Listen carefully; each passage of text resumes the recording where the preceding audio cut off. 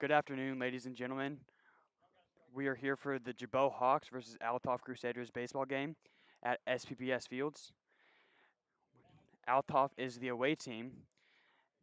Gibault is coming into the season on 2-1, and we will be reading off the lineups. First for the visiting Althoff Crusaders. Batting first, number 8. Number 8 playing center field. Last name Enriquez. Batting second, number 88, pitching Bleich. Batting third, number 13, playing shortstop, Beasley. Batting cleanup for the Crusaders is number 17, playing catcher, Larimore. Batting fifth for the Crusaders is their left fielder, number 3, Allred.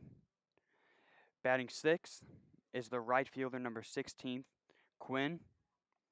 Batting seventh is the third baseman, Gomrick. Batting eighth, DHing for the first baseman, is Mendonza, DHing for Wilhelm. And then batting ninth is the second baseman, Yasursa.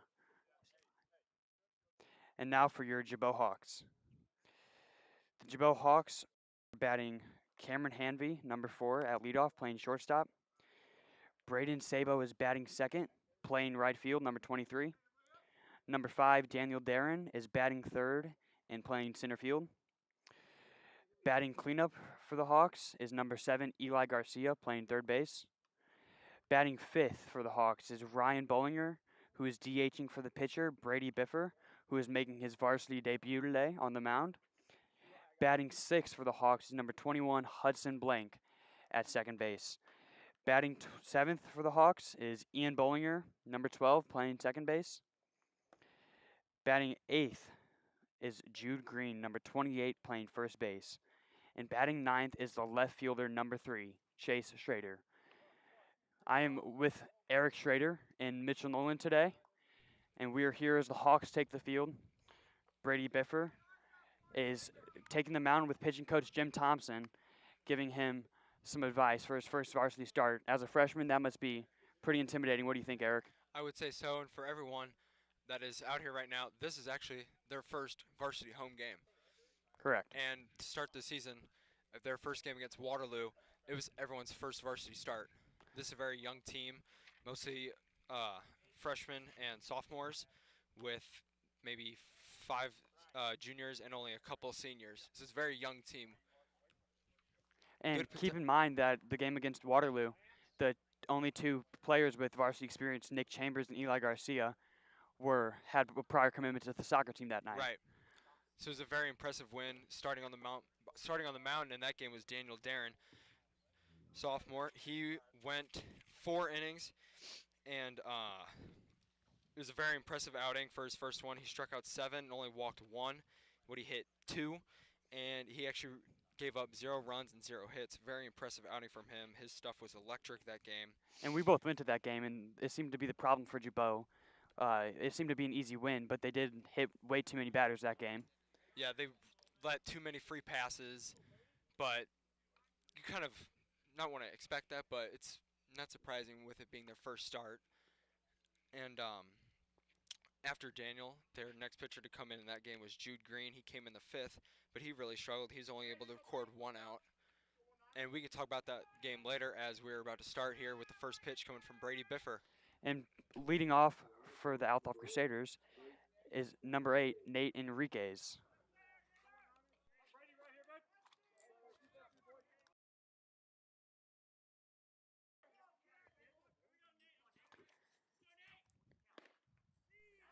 First pitch is a ball high.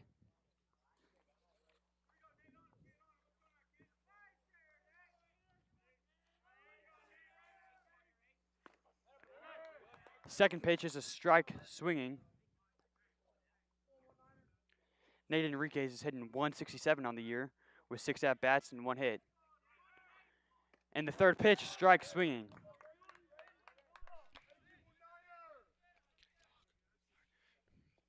Brady Biffer here, after the first 3 pitches, he's looking very solid. And he strikes out the batter. 1 out, throw it around. What a start. Falls behind 1-0, but gets right back on the horse and Give him 3 straight strikes. Strikes him out swinging. Batting second for the Althoff Crusaders is Jacob Bleich. He is one of their leading hitters, batting .625 this year, and first pitch is also a strike. And Brady here with the next batter starts off right where he started off with the last guy, throwing a strike 1. Second pitch is ball high and a bit inside. Bleich has 5 hits, and they're all singles, and he also has knocked in 2 RBIs and 10 plate appearances. The third pitch is another ball high. He wanted that. They will check it. The umpire says he did not swing. This is a very impressive start for Bleich, and honestly, the whole Althoff team coming off very solid wins against O'Fallon. And here's ball 3. Fourth pitch is another ball high to take us to a 3-1 count, and the 0-0 in the top of the first. Jacob Bleich is up to bat. And a called strike. Beautiful pitch by Brady Biffer. Full count. You got 1 out in the top of the first, tied 0-0. Counts 3-2. And the pitch is a strike swinging for the second strikeout. The Gibault Hawks are loving what they're seeing from Brady Biffer, young freshman. You would not expect, as he's looks about maybe 5'4", maybe. You know, I was about the same size when I was a freshman, so I love to see it. Hey, and you grew up, so hopefully we can see something from Brady Biffer here soon. Hopefully. First pitch of the third batter, who happens to be That is a great pitch on the inside corner. Beasley, first name Ty, batting .167 on the year.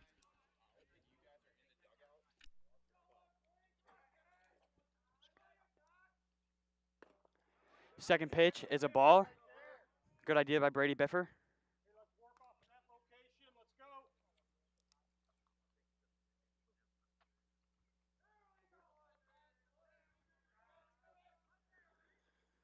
And the pitch. It's a called strike, a beautiful pitch with the off speed. That makes the count 1-2. Brady Biffer looking for his third strikeout of the inning for a flawless inning. And the pitch is a strike swinging. Third strikeout of the inning. Brady Biffer. What an inning for the freshman. That was fantastic. About as good as an inning you'll see out of anyone. Especially for a freshman getting love from the varsity seniors and upperclassmen. You love to see it. I say we get him one of those game balls. Lineup card player of the game, or whatever it's called, is looking good for Brady Biffer so far. And that takes us to the bottom of the first, tied 0-0. Brady Biffer retired to the side. Leading off for the Hawks, we have Cameron Hanvey, followed by Braden Sabo and Daniel Darren. Taking the mound for the Althoff Crusaders is Jacob Bleich, who also was hitting second.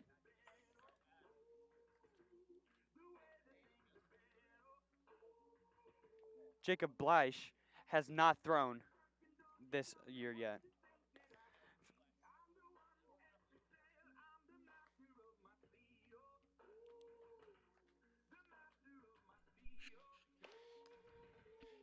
You know, AJ, this is actually this is a long time coming because this is the first home game since May 14th in 2019. And in that game, the Hawks played Staunton, and that was a big win for them, 5-2 going into the playoffs. That was a very big win. Staunton was a very good ball club that year. It feels weird to be back at this ball diamond, but I'm glad to see this team taking the field. You do love to see it. It's good energy from the team. You know they're excited to be here. Coaching the Gibault Hawks, we have head coach Andy Scare, pitching coach Jim Thompson, assistant coach Steve Berghager, and assistant coach Jeff Bell. Jeff Bell will be coaching third for the Hawks today, and Steve Berghager will be coaching first. And Coach Scare, his overall record, counting this year as well, is coming to a total of 246 wins and 257 losses. Later in the game, we'll talk more about Coach Scare as we get ready to start the bottom of the first inning.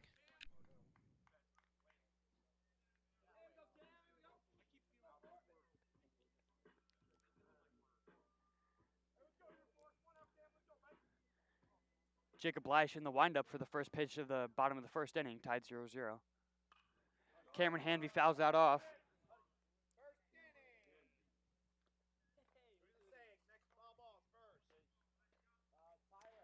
0-1 count. Jacob Blash pitching to Cameron Hanvey. And the pitch. Ball high and outside. Good eye by Cameron Hanvey.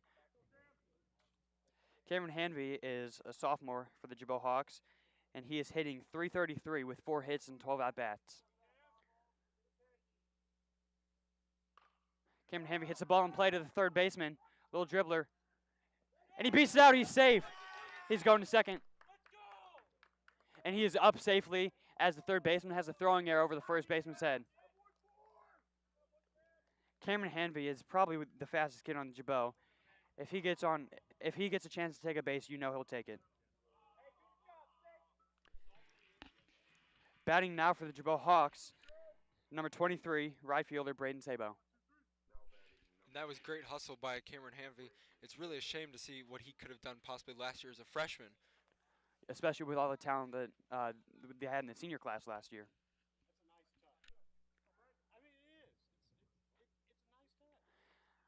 Bleish steps off before the first pitch. Got a runner on second, 0 outs, tied 0-0 in the bottom of the first. Jacob Bleish pitches to Braden Sabo. And the pitch is a ball in the dirt. Cameron Hanvey will advance to third base. Gibault has a runner on third with 0 outs and a 1-0 count. Braden Sabo is hitting .333 this year with 4 hits and 12 at-bats. He is a senior.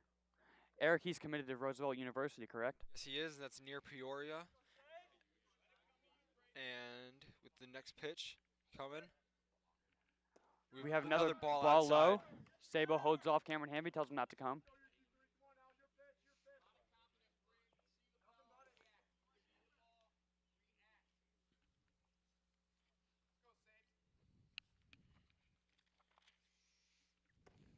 And Sabo has a strike swinging. I love to see the aggressive approach at the plate, don't you, Eric? Yeah, it's good to see early. Go ahead and get after him. Especially with a runner on third. And the pitch. Ball in play to the third baseman. It is through for a single. That will score Cameron Hanvey to give Gibault a 1-0 lead early in the bottom of the first. Braden Sabo picks up his 5th hit on the year. Now batting for the Gibault Hawks is Daniel Darren, and boy, do we have a lot to say about this kid, don't we, Eric? Daniel has been absolutely on fire to start this season, and remember, he is only a sophomore as well. Correct, and he is hitting. Daniel Darren is hitting .444, leading the Hawks. He has 4 hits and 9 at-bats. Starts that bat with a ball high to make it a 1-0 count. Got a runner on first, no one out. Gibault Hawks lead the Althoff Crusaders 1-0 in the bottom of the first.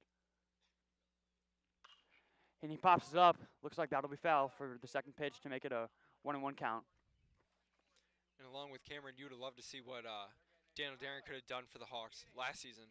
He's been electric on the mound, and he would have significantly helped them with their pitching staff. Just loads of talent from those 2 young men.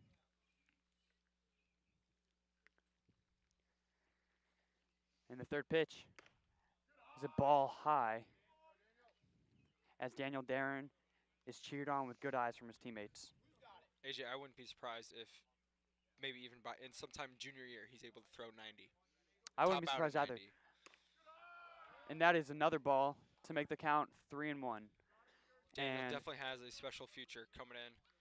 Wouldn't be surprised if you can see him going D1. I wouldn't be surprised at all. Daniel Darren is so fun to watch. And he hits that ball into right center. The center fielder is tracking down and makes the catch. 1 out, Braden Sabo stays at first. Gibault Hawks still lead the Althoff Crusaders 1-0 in the bottom of the first. Now number 7, the third baseman, Eli Garcia, comes up to bat. Eli Garcia missed the opening game of the season against Waterloo, but he is back and he is on fire. He is 2 for 5 with 1 run. They're both singles, and he also has 2 walks.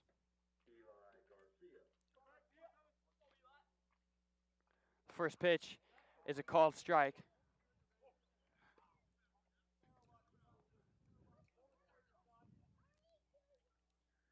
I'm not sure how happy some fans are with that. Second pitch is a ball high to make the count 1-1. Runner on first, 1 out. Gibault leads Althoff 1-0. And Eli Garcia rips one foul towards the third base coach to make the count 1-2. Look at the reflexes by Coach Bell there. Do you have any stats about that, Eric? He's been doing it for a long time. He's That's all been I doing can it for a say. long time. He'll tell you he's been doing it since the Stone Age.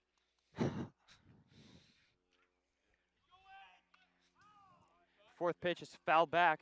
Eli Garcia's fighting and hanging in there. And with that one, Keep it a Sabo 1-2 was count. on with the pitch. Honestly, it's a good count to run in. 1-2, maybe something in the dirt. It's a good idea. And like we talked about earlier before the game, Eli is really the only one with varsity experience. During the 2019 season, he started a couple games right before the playoffs had started, and it was good to see him. He produced in those situations. Yep, and in the fifth pitch, there was a ball low in the dirt to make it a 2-2 count. Here comes the sixth pitch, and it hits him. Another base runner for the Gibault Hawks here early in the bottom of the first. They got runners on first and second with a 1-0 lead and only one out. Now batting for the Gibault Hawks is DH number 2, Ryan Bollinger, who is also a senior. Ryan Bollinger is committed to Quincy University to play golf. He is also an excellent golfer as well as an excellent baseball player. Yeah, Ryan really was a big part of their golf team this year. He led the team in some of their stats, and they're really getting after this pitcher. You love to see it in the first inning. And the first pitch is another ball in the dirt. Blythe seems to be struggling with some control issues in the first. But that can be expected with your first start of the season. So I think Blythe will end up figuring out his groove, but he seems to have problems here early in the first. And the second pitch is another ball in the dirt to make it a 2-0 count with runners on second and first. Gibault leads Althoff 1-0. And here, this is a good spot for Bo. Last night, he had a huge game against Oakville. That game went into extra innings, went into 8. He pitched the entire game, all 8 innings. 8 innings. Third pitch is another ball low, just right above the dirt. And Eli Garcia. There is some confusion. Eli Garcia gets back after trying to get back picked. He gets called safe. Thought he got called out, so he started walking off. There's some confusion, but he is safe, and he is still on first. Runners on first and second for Gibault. Ryan Bollinger, 3-0 count. And the fourth pitch is a ball low. That is 4 straight balls to make it a walk, and they're all low. Bases juice now for the Hawks. And number 21, freshman Hudson Blank, the catcher, is up with bases loaded and 1 out. Looks like Coach Sojay will come to talk to his pitcher. Now batting, number 21, Hudson Blank. Nice voice, Dad. I didn't know you could get that high. Hey, if they haven't dropped by now, John, they're not going to.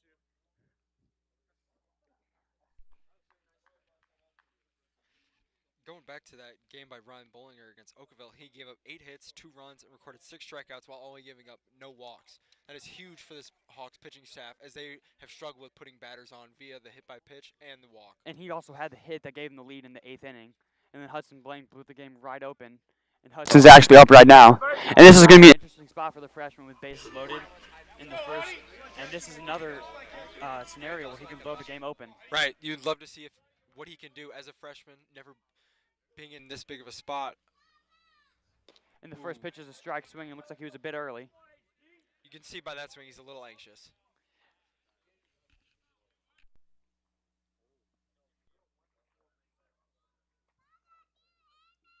Second pitch is in play. Looks like an infield fly. That's what it will be called to the second baseman, and he'll still make the catch. Hudson Blank flies out to the second baseman for the second out of the inning. Gibault Hawks lead the Althoff Crusaders 1-0 with 2 outs and bases loaded in the bottom of the first.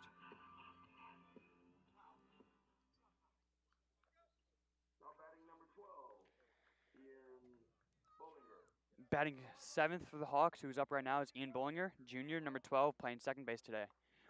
First pitch is a ball high, and he attempts to get back pick Braden Sabo at third, and Braden Sabo will get back in time.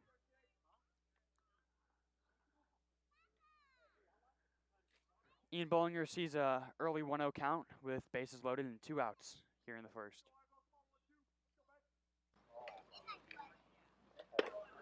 Second pitch is a strike swinging to make the count 1-1.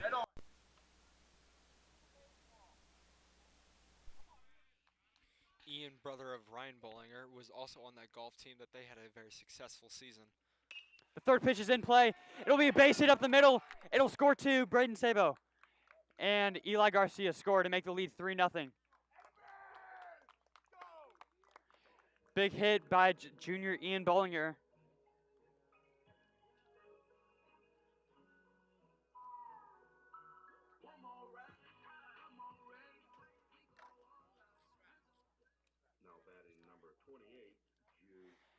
Now batting is number 28, Jude Green, who is also a junior, playing first base today.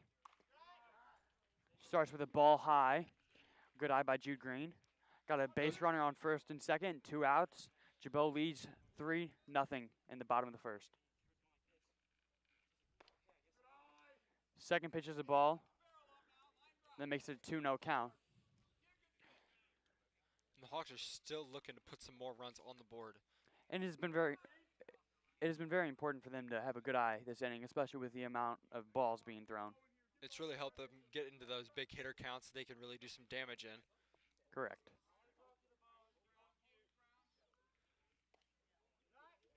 A ball to make it 3-0. And we've got a combination of the Bollinger brothers on the base path. Ryan at second and Ian at first.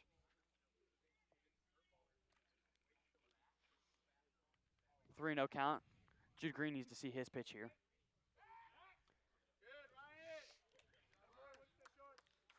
Blyche Pitcher flipping attempts to back the pick off, runners. but it doesn't look like he was trying to fool anyone. And Blyche with the pitch. It is a strike right down the middle to make it a 3-1 count.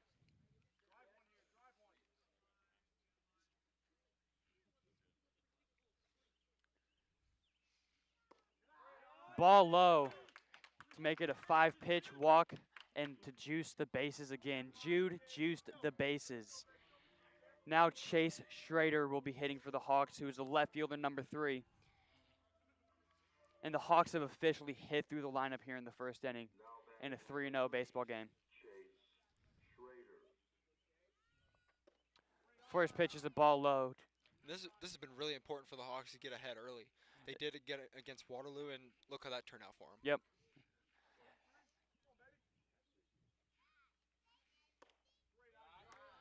Second pitch is a ball low.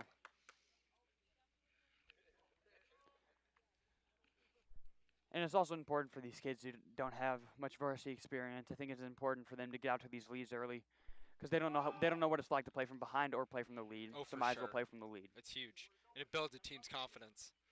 Third pitch was a ball in the dirt.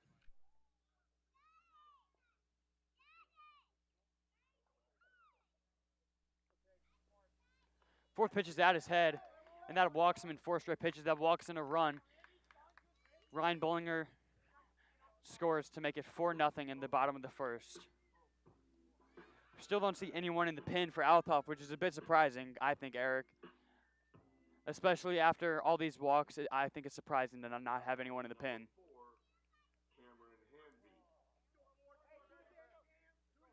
You're right, AJ. It's really surprising, but who knows? It's still early. Maybe they're hoping that he can get this last out, and then their offense can do something for him, especially with coming up 4, 5, 6. Yep, and Cameron Hamby will be hitting again for a second time this inning. And the catcher tries backpicking and someone they- in second and gets him out. That whole inning, the catcher was looking to back pick. That's not a very good spot That that you want to nope, be in for Jude Green Jude. got backpicked there, and that was what the third backpick attempt of the inning. Seemed like it. You got to be smarter there on the base pass. So Cameron Hamby will lead off the next inning for the Hawks after not finishing his at bat. Overall, though, I'd say that was a very, very successful inning. Yep. Starting off the top of the inning, Brady Biffer goes out and just dominates 1, 2, 3 and strikes them all out. And then the Hawks offense just explodes right there. Little help from the pitcher, but hey, build upon it. To all of those of you watching at home, we want to thank you for joining in. And this is our first broadcast, so there's going to be some tweaks to be made. as we all don't have any broadcasting experience. But Gibault is up 4-0 after one inning. Brady Biffer looks sharp, and let's hope he continues to stay that way. Batting for the Althoff Crusaders this inning, we've got the 4, 5, and 6 hitter, who is the catcher Larimore, the left fielder Lucas Allred, and the right fielder Quinn.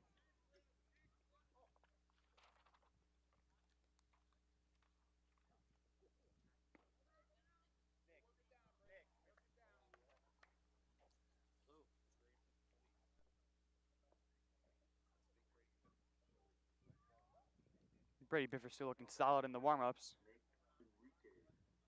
It's a good start from the Gibault Hawks. Good talk, guys. It's all right. Put your comments points in again.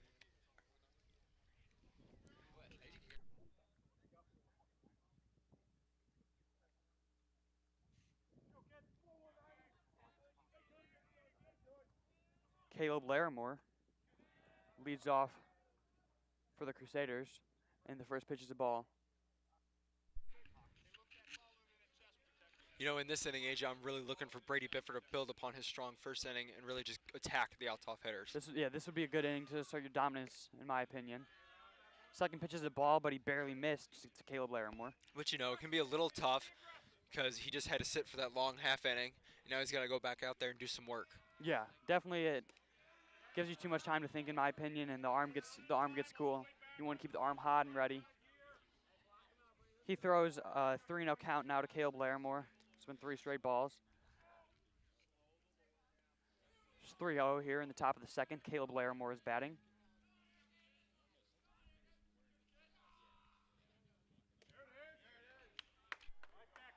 And then he throws a strike to make it a 3-1 count. Love to see that from Brady Biffer coming back after throwing 3 straight balls. Hopefully he can put another one in there now. And then he throws the ball there, but a walk there isn't that much of a problem. No, not entirely. He's just got to know that he has a lead and he can go after these batters. Hopefully he can get a ground ball here in turn 2.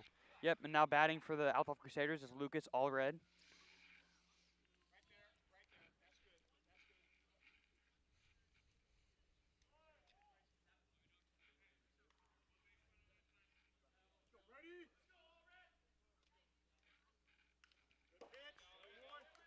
Love to see First that. pitch is fouled off. Love to see that from Brady Biffer going right at this next batter after walking the first one. Yep, we got a runner on first, an 0-1 count here in the top of the second. Gibault Hawks lead 4-0.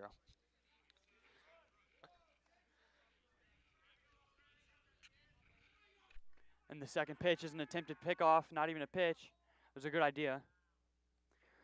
Looked like he wasn't trying to fool anyone with that move, but No, not really. Just keeping him close, keeping him honest. I think it was a close call. Close call for a move that wasn't meant to fool anyone. Throws another strike. He's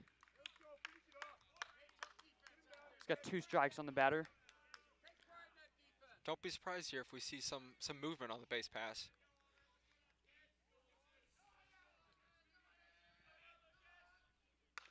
Third pitch is in play over the first baseman's head, and it's called foul. Althoff's bench does not seem to be happy with that call. You know, it was a really close call, really tough play. I could not see it from here, so it was a tough play anyway. It would have been a tough play to make for Jude Green. I don't think the tallest man in the world could jump that high. No.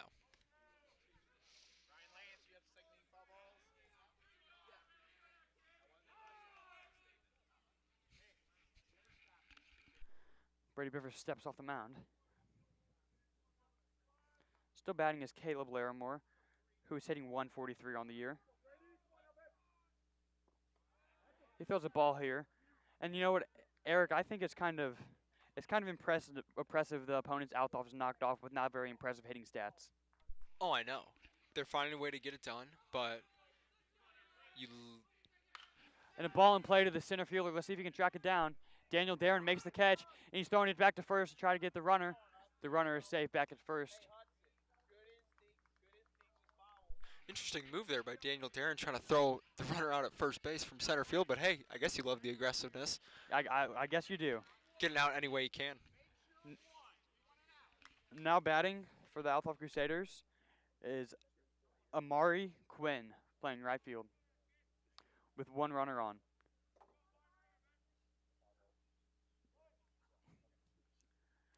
Amari Quinn on the year is hitting 0. He has not gotten a hit yet in 8 at-bats. First pitch is a strike to make an 0-1 count. He was way ahead of that pitch. Really needs to sit back on it.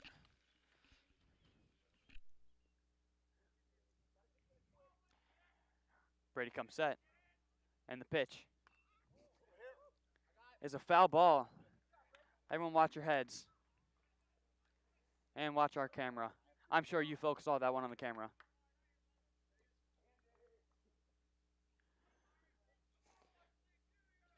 Amari Quinn seems like a good hitter. It just maybe seems like some timing issues here. And he takes the ball low. Good eye by Amari Quinn to make the count 1-2 with a runner on first and 1 out for the Althoff Crusaders. You know, that was a really good pitch by Brady. First 2 swings, batter was looking really aggressive.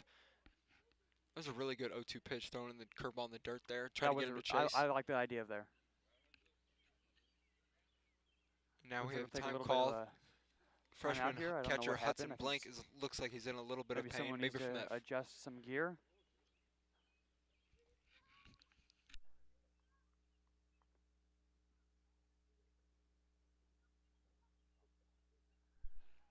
Looks like maybe the catcher Hudson Blank is having some catching gear issues.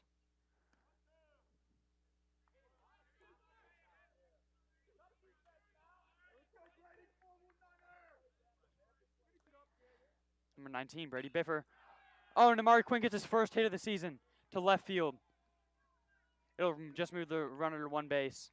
Runners on first and second and 1 out for the Althoff Crusaders, down 4-0 in the top of the second. Now up for the Althoff Crusaders is Alex Gomrick playing third base, number 7.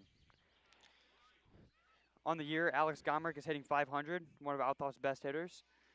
He has had 6 at-bats, 3 hits, and 2 of them were doubles. And he also has 2 RBIs and a chance to get another one here. First pitch is a ball inside to make it a 1-0 count. To that last batter, I would have liked to see that pitch in a better location. He was up in the count, and from our angle, it looked like that pitch was middle.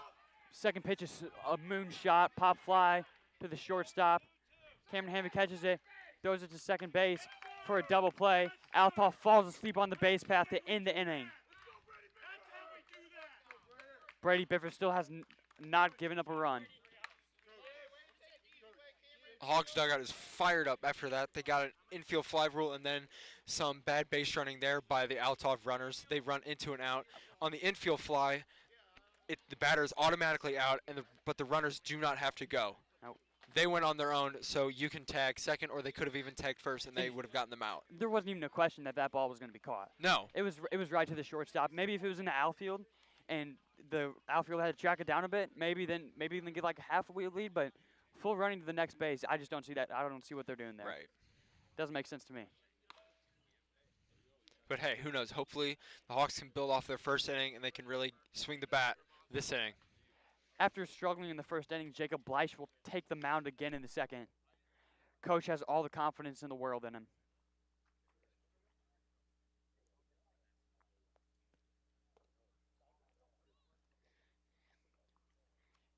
Leading off for the Hawks this inning, we'll have Cameron Hanvey, who got his at-bat interrupted last inning by a back pick at second base.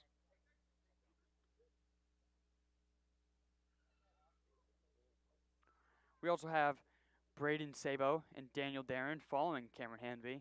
Got 1, 2, 3 up here for the Hawks. Early on with the first couple games that they've had, this offense, it's really been solid for them, top the order. Cameron's been getting on, Sable's been getting on, Daniel's been getting on. It's a recipe for success when your first 3 batters and they've also had a strong bottom of the order too. Right. What Sierra, we're all 3 Gibault baseball alum, and if there's one thing Sierra told us is your lineup's only as strong as the bottom of your order. Correct. And having a strong bottom of the order will really help this team.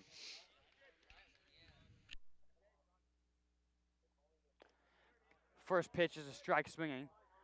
Cameron Hanvey is being aggressive and wants to get on base.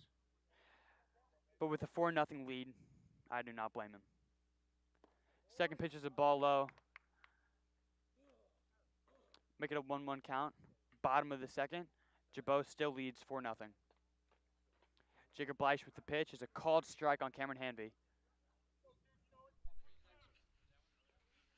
Counts now 1-2. Cameron might have to protect here, put something in play. Just Exactly what he does. He drives it straight to the center fielder. Center fielder will make the catch, but a good piece of hitting by Cameron Hanvey.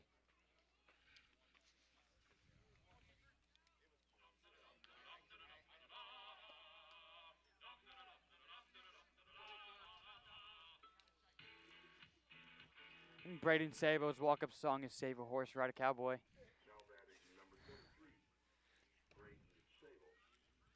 As he takes the first ball to make it a 1-0 count.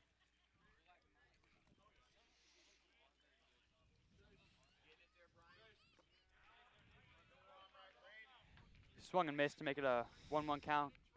He tried to save an inning right a pitch there. good one, AJ. Sees the third pitch as a ball to make it a 2-1 count.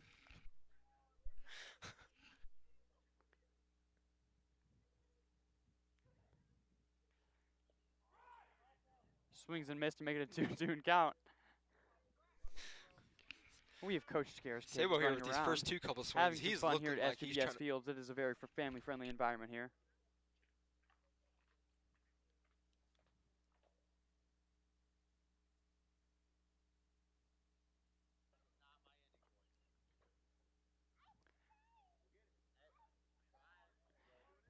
And Braden Sable fouls one back. And he sees another ball to make it a 3-2 count. Got one runner on.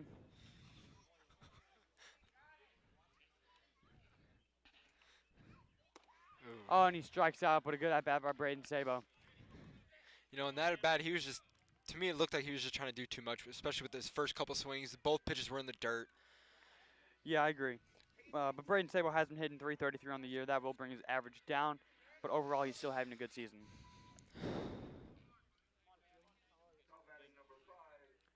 Now batting is number 5, Daniel Darren, the center fielder. Sees a ball as the first pitch. We have a runner on first base. 1 out. Gibault leads 4-0 in the top of the second. Second pitch is a ball.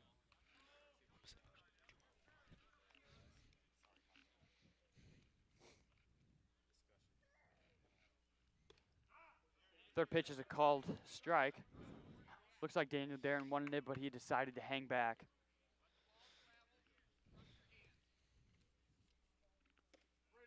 Fourth pitch is another ball. Ooh. That is a great eye by Daniel Darren. Looked like a good pitch from our angle, but hey, what do we know? We have a 3-1 count here. That has been all too familiar for this Gibault team against Althoff. And another walk. Eric, do you know how many walks that is this game? He's got to do some math real quick. We got 3, AJ. Got 3 Three walks so far in walks. 2 innings. I'm no analyst or analytical person, but that's not a number you want to see. No, If you're Not the ve- offense, you don't mind it. not very Get good. on base however you can. Not very good for the pitch count. Not very good for Althoff. Now batting is Eli Garcia, who rips the first pitch foul towards the third base line. We got runners on first and second still. 1 out, bottom of the second.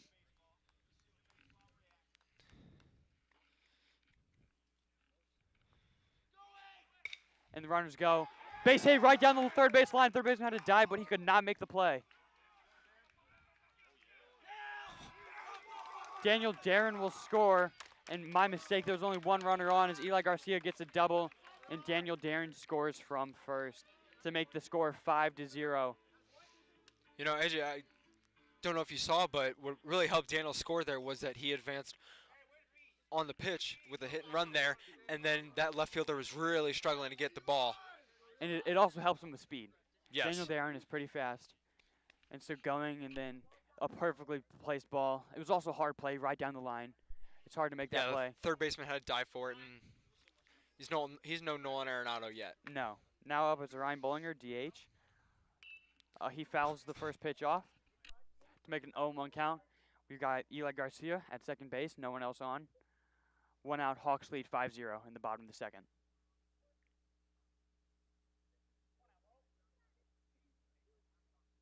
And the second pitch is a ball low and away. These Hawks batters are taking some great at-bats. You'd love to see it. They're laying off these pitches, and who knows, maybe they can get into the Althoff bullpen. Hey, baseball 101, swing and strikes. What Ryan Bollinger just did, and he hit a ball to the shortstop. He might beat it out, and he beats it out. Pass ball to the first baseman. He's got to go get the ball. Bo gets the second safely. Eli Garcia scores to make it 6-0 in the bottom of the second. I think Bollinger would have still beat that out, but he got to second and the run scored because of the shortstop could not make a clean throw. Yeah, it was certainly a tough play, one of those do-or-die plays. Made it close. First baseman couldn't get the pick, and Bo advanced it on the pass ball. And the grass just kills everything. Grass makes everything so much slower here, and that is what really allowed Eli to score on that play. Now up is in the 6-hole Hudson Blank, who is the starting catcher. He is also a freshman who has loads of talent. First pitch is a ball inside to make it a 1-0 count. Runner on second base again.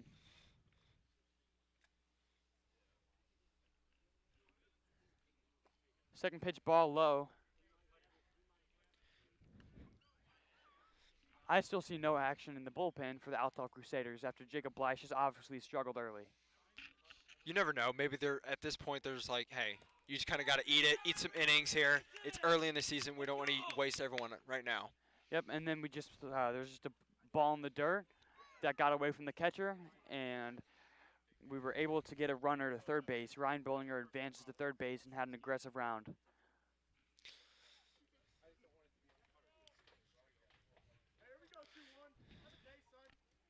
And, you know, part of Hudson Blank's success is he's a very confident kid. Very confident. Very confident. And pitches a called strike to make it a 2-2 count, I believe. You know, last at bat, he flew out with bases loaded, came in, looked a little down, but now he drives the ball. Right to the right fielder, but a good piece of hitting by Hudson Blank. He just missed it. You know, coming back from that first at bat he had, like I said, he popped up with bases loaded, came back a little frustrated, just got under it just a little bit in there, takes a good at bat, lines a ball into right field, and if that gets down, that's another run. And if that gets past the right fielder with Hudson's speed, that's possibly a triple. Yep, but that will end the inning for the Gibault Hawks, who still managed to add on a couple runs, and they are up 6-0 at the end of the second inning. Eric and I believe you wrote down some Althoff and Gibault baseball history. What is the history of these two programs playing against each other? So all time versus Althoff. And this is for Coach Scares, since he's been in the program. Gibault is 3-4 against Althoff, and in the past couple years, Althoff has won the battles. But hey, this is a new start, new era. This could tie up the series for sure and make it 4-4. And Gibault is coming off looking strong. They're scoring runs. Brady Biffer has a masterful performance going on the mound as a freshman, not giving up a run so far. And this is only the top of the third inning, and it's 6-0. You love to see it from the offense. Hopefully, Brady Biffer can continue his success on the mound, and he can really dominate these Althoff batters and get his offense back in the dugout to score some more runs for him. And it must be weird. You don't see many left-handers built like him. He's small for a varsity pitcher and a left-hander. That's got to be a tough combination to get used to, which that can make him very dangerous this year. Right, definitely. Teams come in looking at him. He's like, oh, this small kid, he's not going to blow past us, but hey, he's blowing it past these Althoff batters. I've experienced that. When I played select ball, I was a small kid myself, and people thought that just because I was small, I wouldn't be a good pitcher, and they were right. I was not a very good pitcher. You know, AJ, just some small guys weren't meant for baseball, but hey. No, but Brady Biffer was. Brady Biffer was. All right. And right now, a little side note from Brady Biffer, he is representing his hometown of Hecker very well. I wouldn't call it hometown, maybe a home village.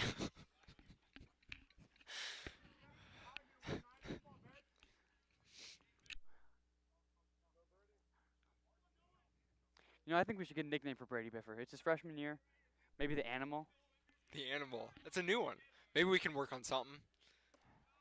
As the Nick first Chambers pitch, right the in front of us. He ball loves to hear that low. nickname.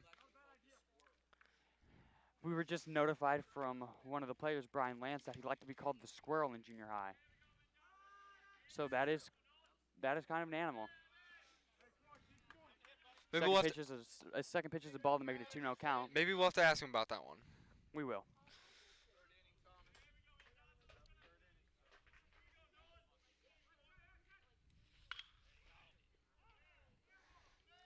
The third pitch is a foul ball.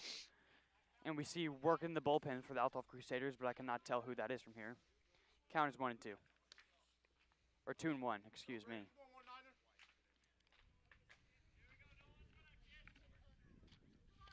Nolan Mendoza is up at the plate for the Crusaders. He takes the third ball of the at-bat to make it a 3-1 count. Mendoza is hitting 0 on the year. He has 0 hits and only 2 at-bats.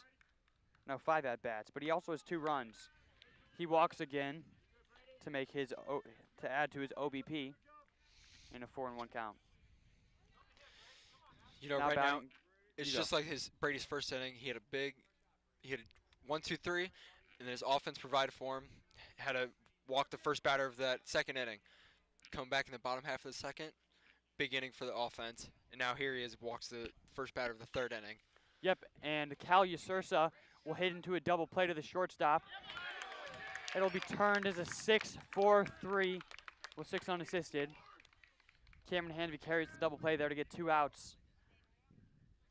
Beautiful pitch by Brady Biffer.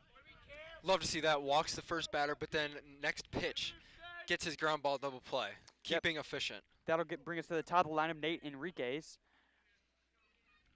who struck out earlier in this game. We have 2 outs here in the top of the third. Gibault is up 6-0. Brady Biffer pitches and is a foul ball out of the park. Brady Biffer gets ahead 0-1. First pitch strike, most important pitch in baseball.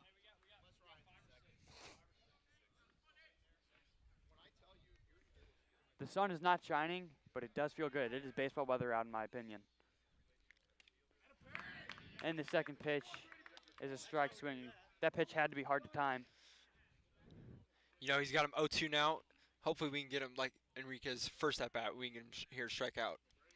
Here comes the third pitch. Ball low. Not a terrible pitch. Down Changing 0-2. the eye level That's not a a little terrible bit. pitch at all. Brady Biffer still ahead on Nate Enriquez. Enriquez hitting 167 on the year.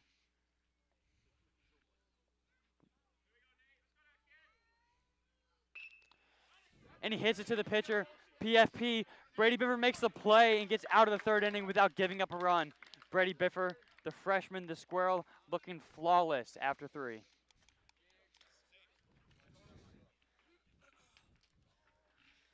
That was a phenomenal pitch there. Had him up 1-2.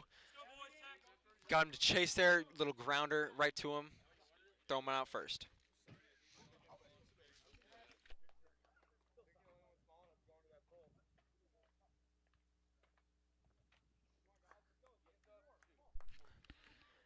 And here we're going to talk about Coach Scare for a little bit. Coach Scare has had very good postseason success. Listen to this record.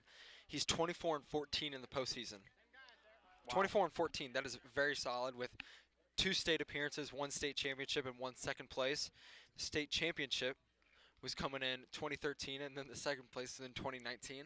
He has 2 super sectionals, 2 sectional championships, and then 4 regional championships. So every time he wins a sectional, he goes to the state championship. Essentially. So if they can win a sectional this year, it's going to look good for them. It's looking Third good. time's the charm, too. Y'all are in 2A though. They are in 2A this year. 2A is a bit more difficult than 1A. Especially, I don't know who's in 2A this year, especially with the off year, the corona year, whatever you want to call it. Teams are seeing all new players who don't have much varsity experience like Gibault. Now batting for the Gibault Hawks is number 12, Ian Bollinger.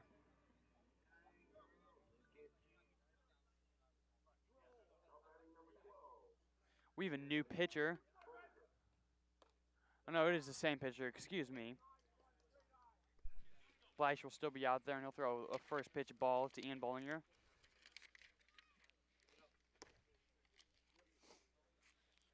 Ball 2 here. You don't love to see this, AJ. 2 first balls. Wouldn't be surprised if we see the Althoff coach pull Blesh here in the inning. I wouldn't be surprised either, but he does manage to throw a strike there to make it a 2-1 count. But he is still behind. It is still a hitter's count. Let's see what Ian Bollinger can do with it. And he sees another to make it 3-1, not having to swing his bat this at bat. Let's see what he can do here on the 3-1 pitch. And there's a ball in the dirt to put him on base early in the bottom of the third. These walks are all too familiar for this Gibault offense this game. Now batting is Jude Green, number 28, the first baseman. Him and Ian Bollinger are both juniors.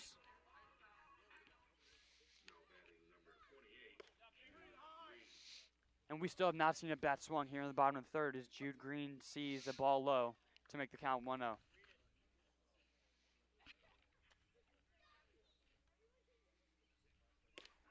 Second pitch is a strike to make it a 1-1 count.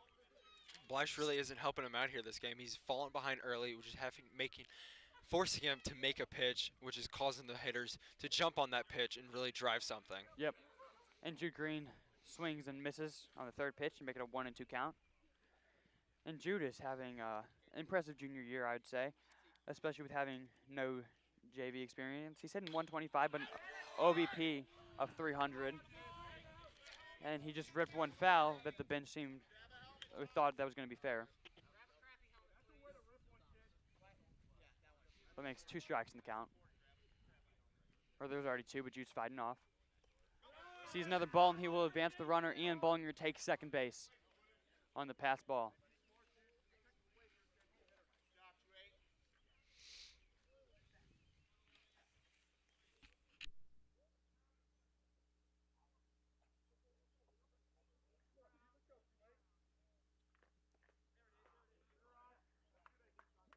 And Jude Green strikes out for the first out of the bottom of the third.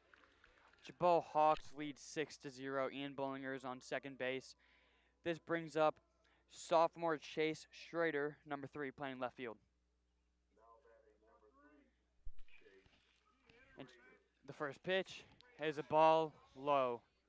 Chase Schrader had an impressive varsity debut against Waterloo. He had 2 hits and a clean performance in left field.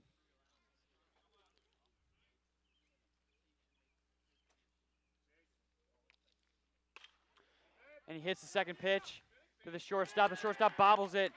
Schrader will make it to first. Ian Bollinger will advance to third on an E6. You know, some people might not realize, oh, fielder just bobbled that. No, Ian did a great job of waiting on that ball, and he forced the infielder to wait back on it, and he blinded his vision of that ball. And it's hard to wait on the ball, especially on this grass right now. That's just killing everything. This grass is If you wait on the killing. ball, you're not going to make many plays on this field right now. No.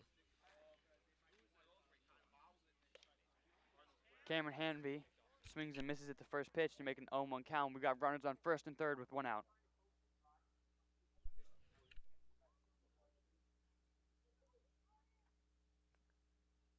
And the second pitch, Cameron hits it to left field. Might be troubled. Left fielder makes the play. Ian Bollinger fakes the tag up and will go back. There'll be 2 outs, runners on first and third, bringing up Braden Sabo, the right fielder for the Gibault Hawks, with 2 outs. Gibault leading 6-0 here in the bottom of the third. You know, again, that's another smart base running move by Ian. He draws that throw. If it gets past the catcher, we could see Chase advance to second. Then we have second and third with one of our hottest hitters up. And even if it went past the catcher, Ian's fast enough to where he could score. It would have been a close play. And the first pitch is a called strike.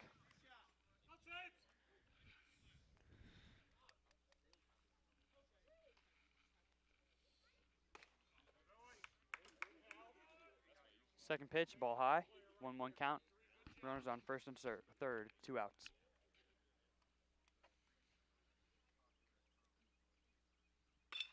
Braden Sable hits it in play to the third baseman. Third baseman fields it cleanly and throws it to first for the 3rd out of the inning.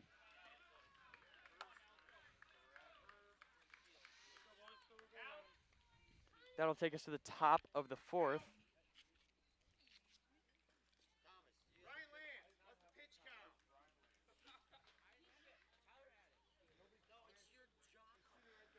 And we'll be right back, folks.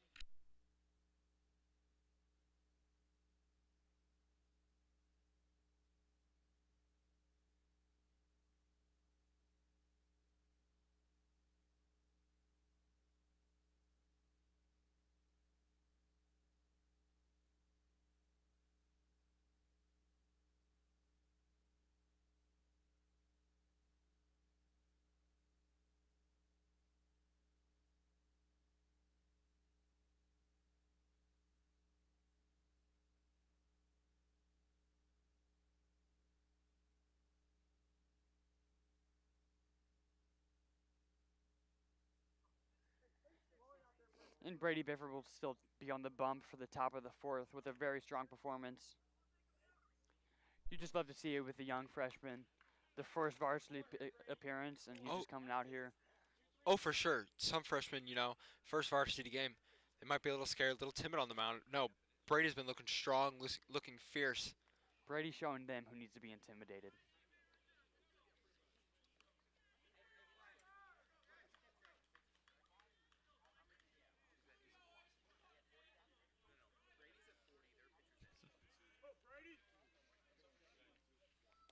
And the first pitch is a foul ball. Right back to us. Eric, make the play. And Eric won't even move to make the play. Makes it an 0-1 count. Former Gibault manager, Austin Menard, couldn't even make the play on that foul ball there. Maybe that's why he's the manager. Maybe that's why.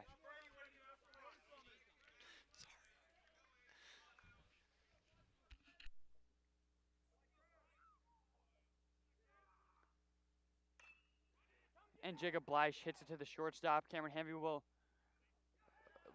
box the throw. Bleish will reach for it safely. But Bleish also had some speed to him. I think he would have beat that out clean throw or not. Now Ty Beasley is up for the Althoff Crusaders with 1 runner on and 0 outs.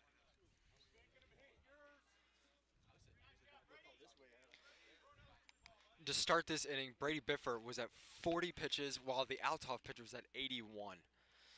Love to see the efficiency by Brady Bifford.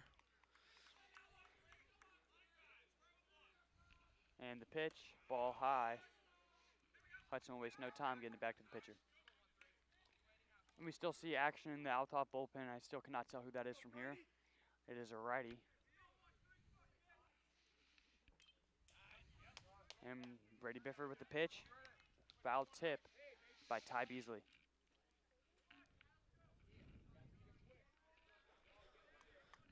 Ty Beasley has an OBP of 444. That is on base percentage for those of you non-baseball folks.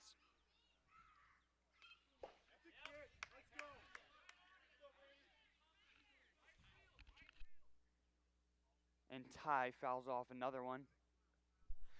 Beasley Make it here an is 0 looking 2 to count. 1 and 2 count. Excuse me. Beasley here is taking some ferocious hacks, looking like he's trying to do some damage. And at this point in the game, down 6-0 in the fourth, you got to do some damage. So I like the approach by Beasley. And he fouls another one off, just fighting off. Well, it seems like he's timed, Bifford. It's just a matter of getting one in play.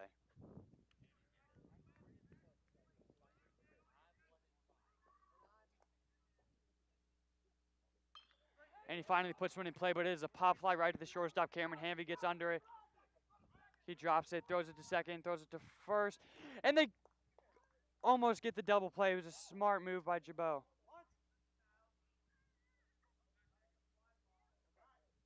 An umpire called the infield fly since first base was occupied. But it was a good idea by Gibault to drop the ball and to try to turn that into a double play.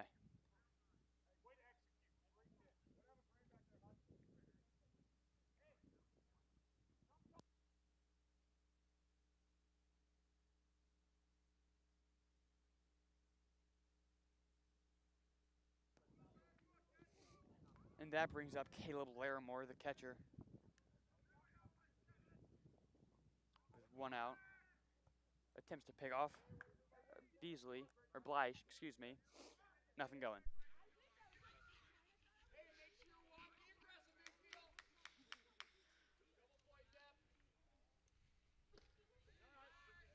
Throws a ball here.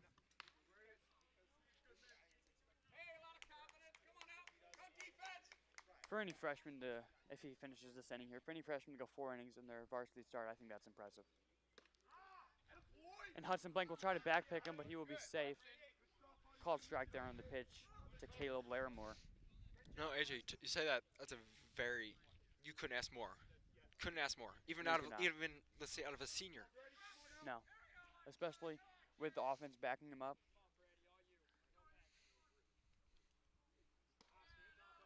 Everything has certainly been clicking for this Hawks team. Yep, and Brady Bifford will throw a off-speed pitch high. Looks like he lost grip of it for a bit.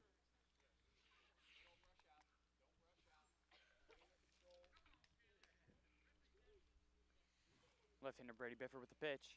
Another ball high. All you, Brady. It's your game here, kid. Come on now.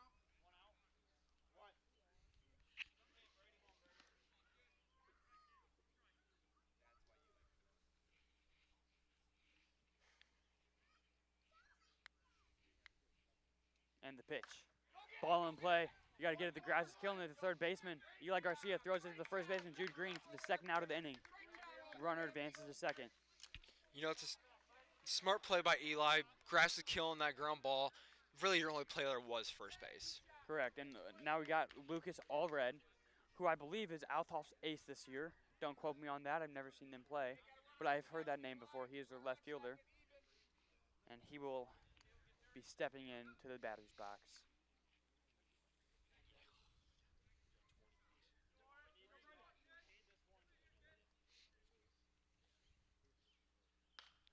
First pitch is fouled off to the first base side.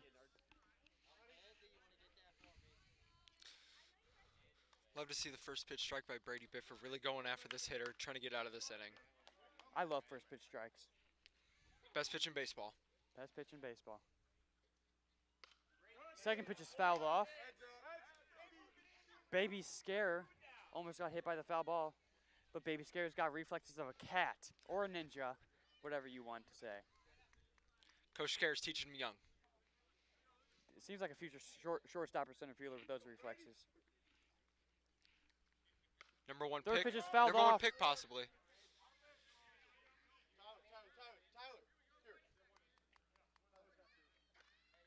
He's fouling pitches off left and right. Now it's just a matter of putting one in play. Come on now, Brady. Let's go, baby.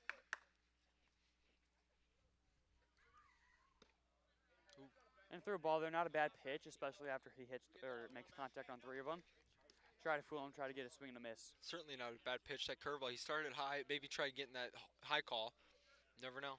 I think that's one thing we've seen today is the curveball hasn't been very well developed, but it doesn't matter because Brady Bifford still has a monstrous performance. Right. He's still keeping these hitters off balance, and it's been a big part of his success. And Lucas Allred just fouled off another ball.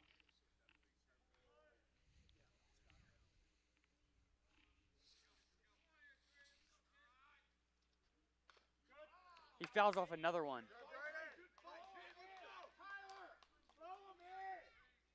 Let's see if catcher Hudson Blank can call a pitch that'll fool the batter. And impressive at bat so far by Allred.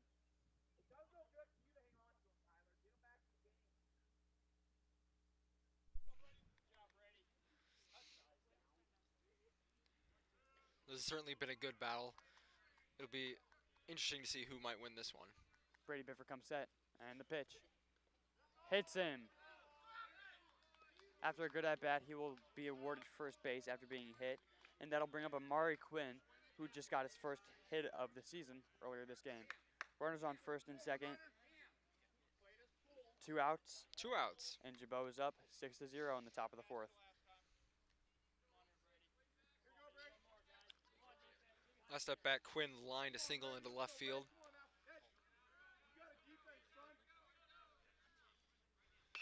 And Amari Quinn rips another one straight to the shortstop, who will just throw it to second for the fielder's choice and get the third out of the inning. Brady Bifford has still not given up a run, and the Gibault Hawks will come in and hit here in the bottom of the fourth, leading the Althoff Crusaders 6-0. You know, that was really the first inning that he had runners on bases, and it was good to see him not falter, go still attack hitters, knowing that his defense is behind him, and right there, good play by Cameron Hanvey. Dealt with adversity. Kid has the confidence of a senior. It looks like Jacob Bleish will be taking the mound again after struggling through these first three. Oh no, excuse me. We have a new pitcher. Lucas Allred will come in the game. Lucas Allred is a right-hander. Seems like he was the one warming up in the bullpen. Now Lucas Allred, this is not his first pitching performance of the year.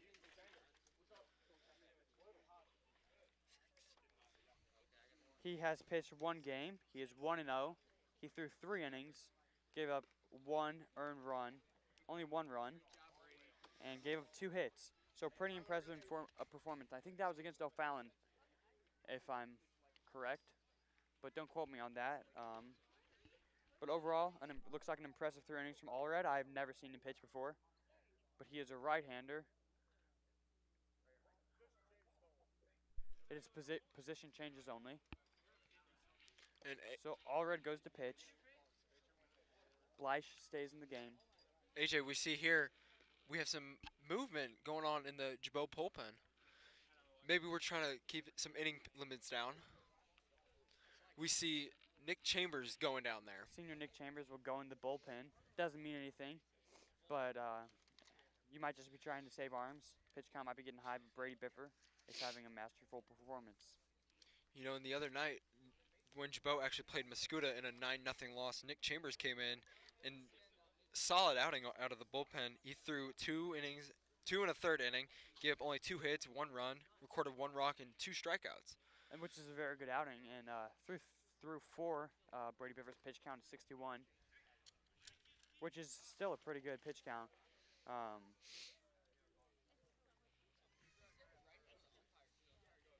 Yeah, I would agree. He's been efficient, attacking hitters, getting the ground balls when he needs to. Yep.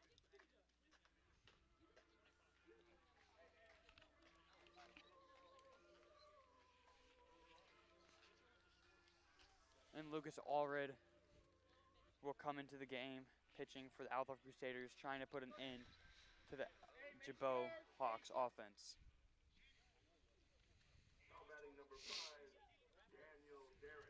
Batting now for the Gibault Hawks is number 5, Daniel Darren, who's in center field today. You know, coming into this inning, AJ, 3-4-5, big spot to put up more runs. And they still have an insane amount of talent in the 3, 4, and 5. Oh, he hits off the end of the bat right to the shortstop for a one-hopper. The shortstop botches the throw, but the first baseman still makes a play. Tags out Daniel Darren for the first out on the first pitch. Efficiency is key here.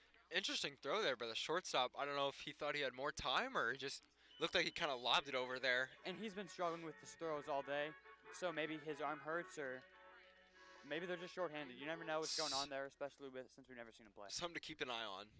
For sure, for sure. Now batting is senior, number 7, Eli Garcia, who is verbally committed to Quincy University. And he hits a little blooper to the left field, which will be down for a single. And give the Gibault Hawks their first base runner of the bottom of the 4th with 1 out. They are leading 6-0.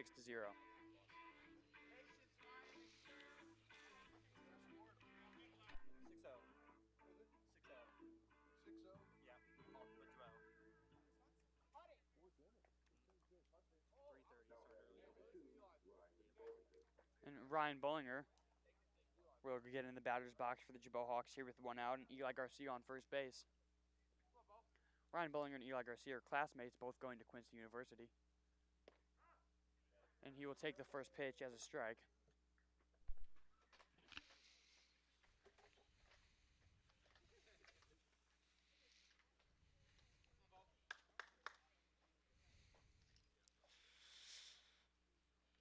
Second pitch will be a ball low. Good eye by Ryan Bollinger. Eli Garcia will make his way back to first base.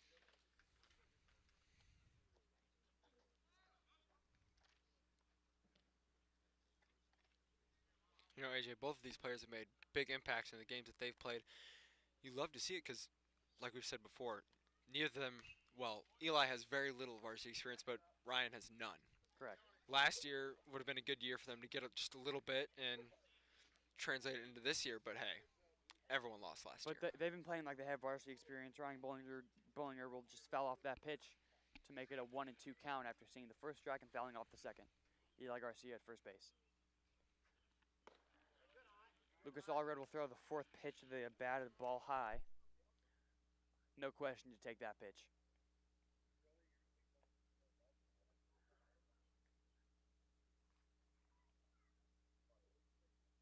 Allred with the 5th pitch of that bat. Eli Garcia is going. He'll be safe at second, but Ryan Bollinger has struck out swinging for the second out of the inning here in the bottom of the 4th.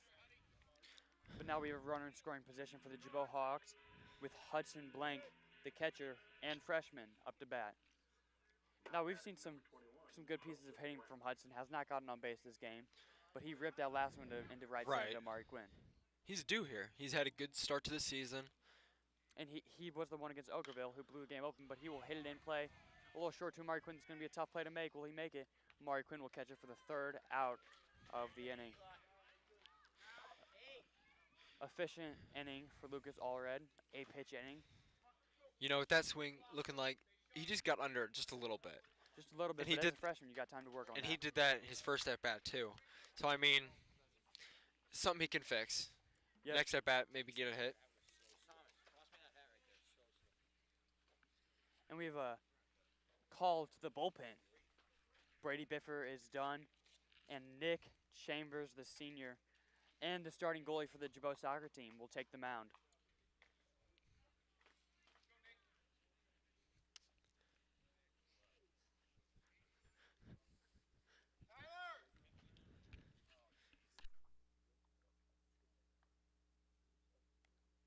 Nick Chambers has thrown 2 1/3 of an inning, has given up 1 earned run, which will give him an ERA of 3, and also give up 2 hits in those 2 1/3 innings. It's going to be hard to follow up that performance from freshman Brady Biffer, but I think he can do it. Oh, for sure.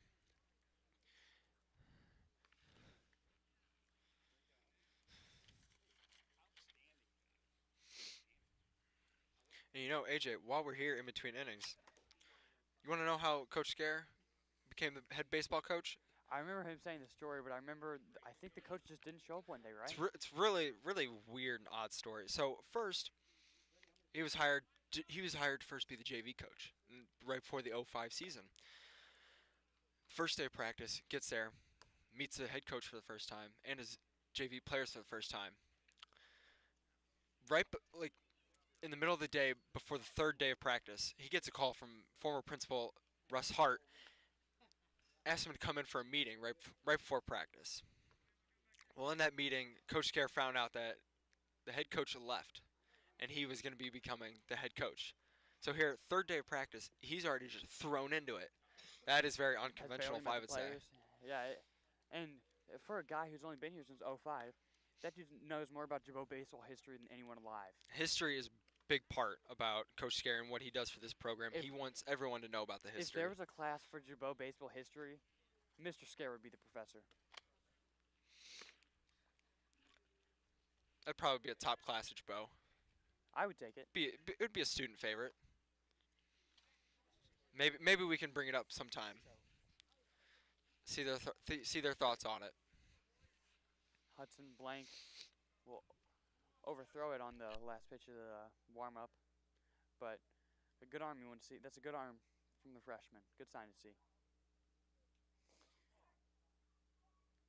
Now batting for the Althoff Crusaders is Alex Gomerick. This will be Nick Chambers' first batter, and he will have 7, 8, 9 here in the top of the 5th.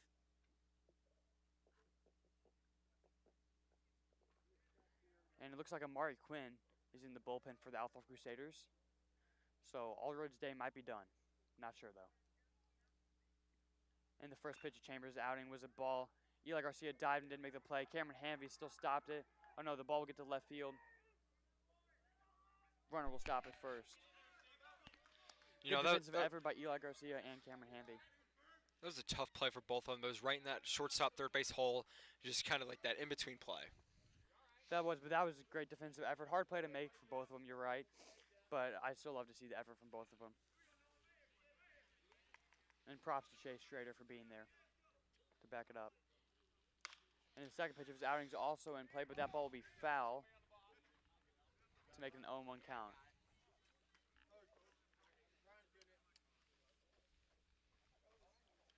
So far it looks like the batters have no time or no problem timing Nick Chambers. But Chambers has a good defense behind him, so just pitch to contact, I say here.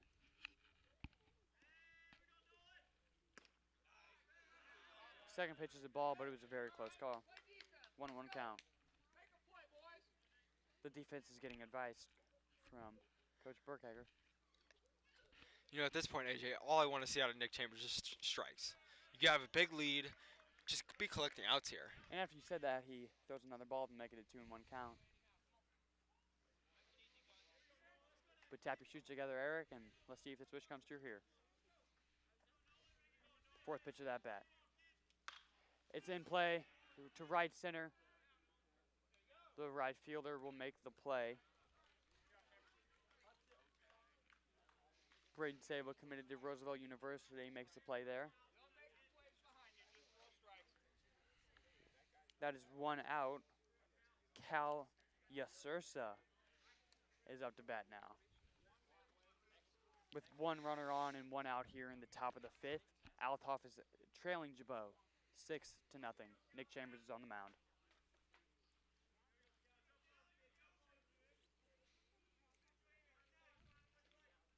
And the first pitch of that bat is a swinging strike to make the count 0-1. Good looking pitch there by Nicholas Chambers. That was a great pitch, great location. If the batter hits that, that's an easy double play. Gets out of the I agree. inning. Nick Chambers is an athlete, starting goalie for Gibault soccer, and he is known for doing cartwheels. The ball in play there, Cal Yasursa hits to the center fielder. Daniel Darren will get under it and make the play. You know, we might just have to get some videos of him doing those. That'll be some interesting content for the Maybe if viewers to Chambers see. strikes out the third out here, he'll do a cartwheel for us. Never know. And Mitch Hey, will have it on camera. if Ozzie Smith can do a backflip going onto the field, why can't Nick Chambers do a cartwheel coming off the field? Yeah, Nick Chambers is the wizard of Gibault Catholic High School. Basically the same person. And now up for Althoff is the top line of Nate Enriquez, the center fielder. And he will swing at the first pitch and miss for strike one. AJ, something else we forgot to mention. Nick Chambers he does it all. He even acts. He is an actor. And Gibault is voted best male actor at Gibault. Is he right? He's a jack of all trades. Jack of all trades. Second pitch is a ball. That was the second pitch, correct? Correct. 1-1. I apologize if I've made any mistakes, but this is our first game, and it's a lot to remember and a lot to say. Second pitch, or third pitch of that bat. Brings the count to There's a strike. 1-2. Chambers taking a deep breath Birdie here. is telling the defense to stay on their toes, which is good advice here with 2 outs. You can make a play at second and a first. And he strikes him out with the third pitch. But we get no cartwheel out of Nick Chambers after that strikeout on Nate Enriquez on a 10-pitch inning. You know, in that inning after giving up that first single, he really locked it in there and made some solid pitches. Senior Eli Garcia is giving the offense a word of advice, saying they want more. They are not done scoring on Althoff. They opened the wound, and they want to make it bleed some more.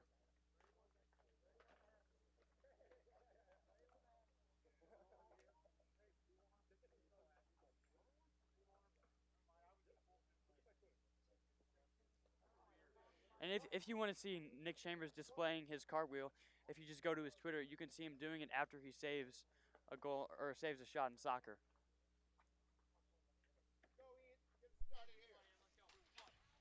And Ian Bollinger will lead off for the Gibault Hawks. We have 7, 8, 9 again. Ian Bollinger, Jude Green, and Chase Schrader. Lucas Allred is still on the mound for the Althoff Crusaders. Going into the bottom of the fifth, Gibault is up 6-0.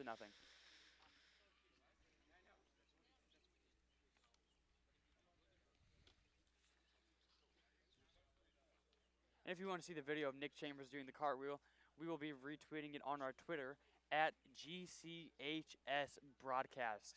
Capital G, capital C, capital H, capital S, capital B, lowercase broadcast.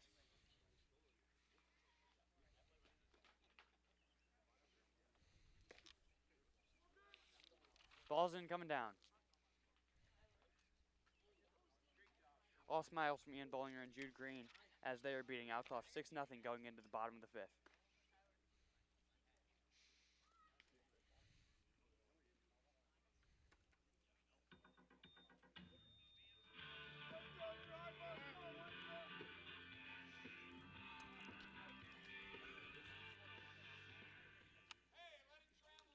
Now batting number 12, Ian Bollinger.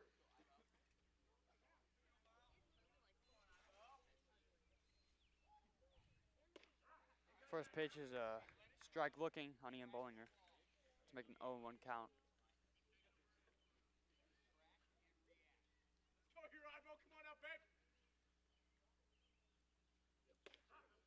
Second pitch is a strike looking to make an 0-2 count.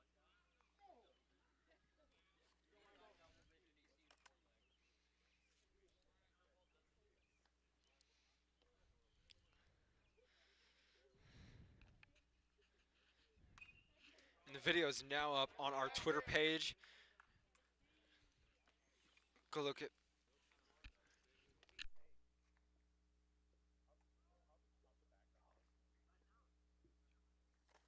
And we'd like to thank John Green for giving the Gibault baseball team walk-up songs this year. I know that is something the players all looked forward to. And Ian Bollinger will see a ball. But back to the walk-up songs, that is always a good addition, especially to have in high school. Makes you feel like you're a bit more professional, whether that's college or professionals. Getting the walk-up songs, it's definitely got to be a good feeling. Right, Nick can even create some energy for your team. And for the fans. Walk-up songs are just a Certainly. good way to create energy, and Ian Bollinger will hit it to the shortstop. He's had trouble making plays all day. He has trouble making that one. Ian Bollinger will beat it out after he bobbles the ball and then throws it away. A solid hustle by Ian Bollinger. That was going to be a tough play either way. That was going to be a tough play either way. But now we got Jude Green, the first baseman. Now batting number 28, Jude Green. Run on first. No outs here for the Hawks. Jude Green is up. In the slide step, ball low. Good eye there from Jude Green. Hopefully we can see a big hit from him. Maybe get this inning started.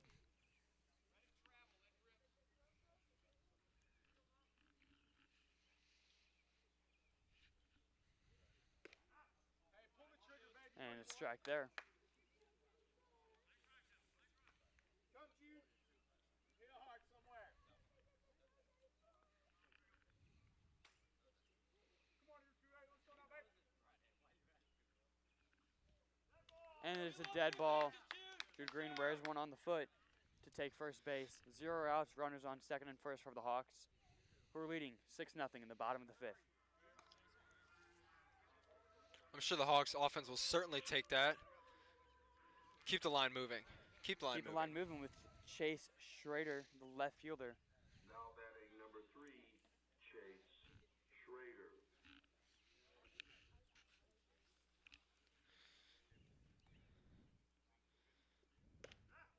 Go here, Chase. Come on now, baby. Good take. Not yours. Not your first. Chase Schrader decides to take the first pitch, but the blue will call it a strike to make it an 0-1 count.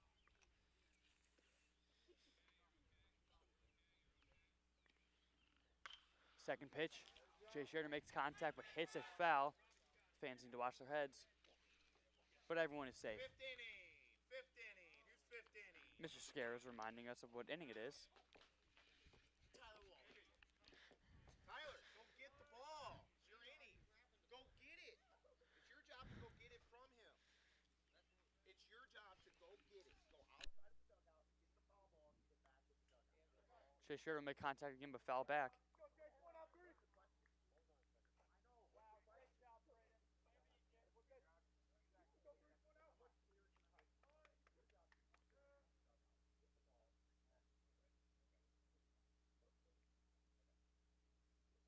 Lucas Allred with the pitch. And Chase Schrader will go down swinging for the first out of the inning. That brings the top of the lineup, Cameron Hanvey, up to bat with runners on second and first. Pretty good pitch there by the pitcher. But hey, Chaser freshman. Maybe in the next couple years he can lay off that pitch. Hopefully, hopefully. I feel like we're going to be saying that a lot. He's a freshman or he has no varsity experience. First pitch is a bit high in my opinion, but the home plate umpire thinks it's a strike. 0-1. And you know, you say that with having a lot of freshmen, that could be a good thing and a bad thing. Good thing, you have a lot of potential in the near future, have a lot of seniors. Yeah, you'll definitely be able to groom this team for a while. Second pitch will be a ball. And when I say it could be a bad thing, if you have a lot, then you have no experience. But hey, with no experience for this team, it hasn't caused them much trouble. They've showed they don't need much experience. Only struggling one game against Muscuda, not able to stop them from scoring and not able to score.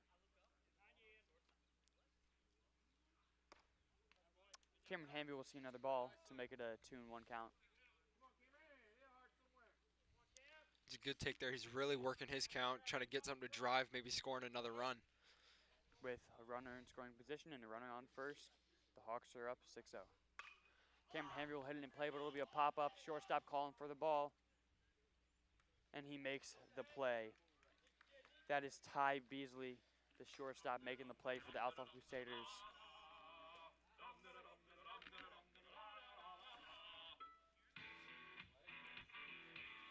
That'll be 2 outs. That'll be 2 outs for the Gibault Hawks. Braden Sabo is up. Save a horse or save an inning here. And he will pop it up shallow to the center field, but the shortstop calls it. Ty Beasley makes the play for the third out of the bottom of the fifth. You know, to start that inning, they got their runners on, but then top of lineup couldn't do much. Just getting underneath the ball just a little bit. Change something there. It's a line drive. Now we're going to the top of the sixth with solid pitching performances from Brady Biffer and Nick Chambers. Only 6 more outs to go for the Gibault Hawks. Let's see if they can end Althoff's undefeated streak this year.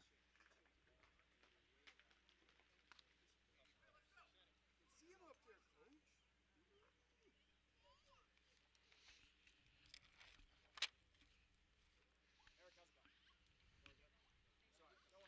disturb it. I know you're working on it. How much you get paid for this? Gibault doesn't pay you? Sounds about like it. I would love that for them.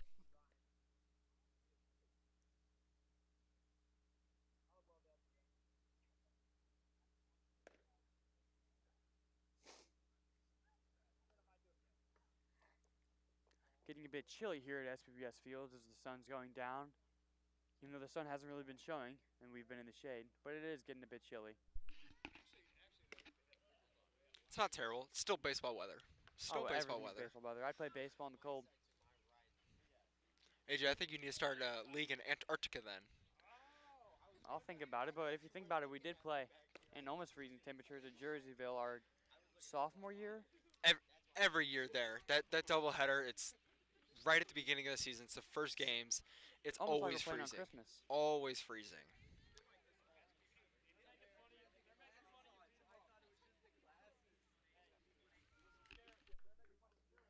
And batting for the Althoff Crusaders in the top of the sixth is Jacob Bleich.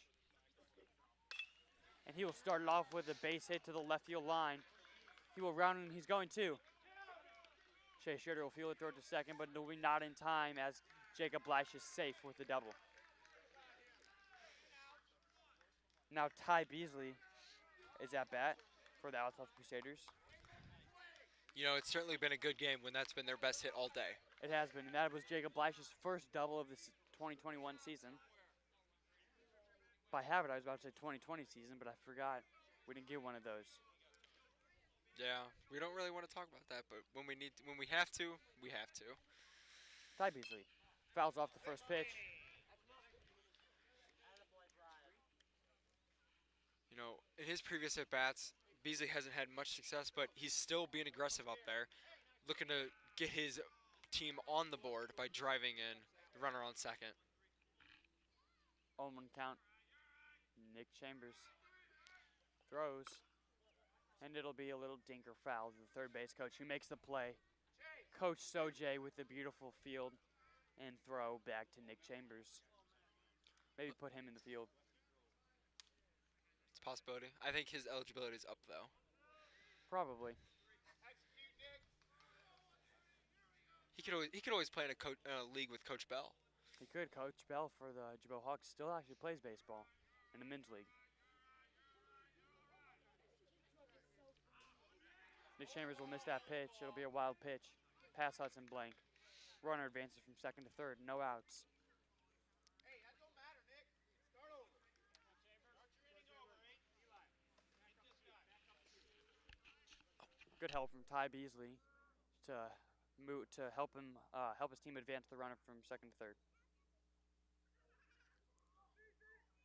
Nick Chambers will see if he can wash that off with the pitch. And it'll be fouled back. I feel like what we're seeing from Mr. Chambers so far is a solid pitch to contact guy. Oh, definitely. Doesn't have anything that'll blow you off your shoes or blow you out of your shoes. Not that we've seen so But far. The thing with pitch to contact guys, you gotta trust your defense, especially at this level.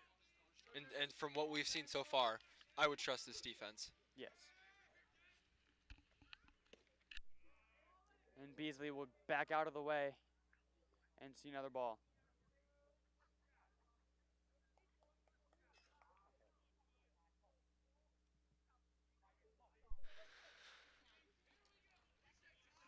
And another pitch by Nick Chambers to Ty Beasley will be driven fair. AJ, this Top could be fly a, to this the could be a right fielder. close The play right at the fielder will get plate. under and make the play. Runner tags going home. Oh, and it's he will be safe with the throw is in time, just a bit in front of the plate. It was a good throw by Braden Savo, then again committed to Roosevelt University near Peoria. Althoff will score their first run of the game here in the top of the sixth to make it 6-1. Very solid throw from Braden. Brought catcher Hudson Blank up the line just a tad bit. Now up to bat for the Crusaders is Caleb Larimore.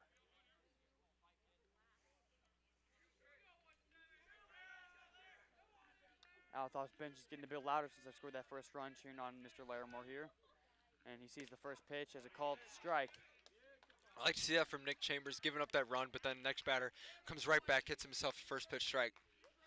With one out here, there's no runners on. Gibault leads Althoff 6-1 here in the top of the sixth. And Caleb Larimore has an 0-1 count. And the second pitch is a ball low. Just a little low, but still a very good pitch. Still a very good pitch, correct. You're not going to hurt much pitching location there.